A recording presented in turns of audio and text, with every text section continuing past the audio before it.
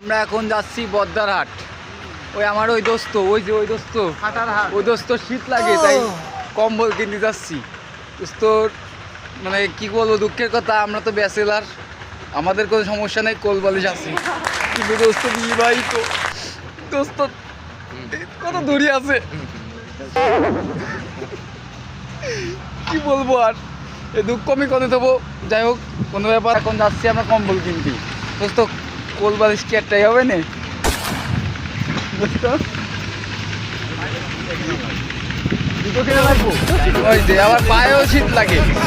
এই বিবাহিত মানুষের সব জায়গায় শীত লাগে, বুঝি না আমি। ব্যাচেলর থাকবে তা না।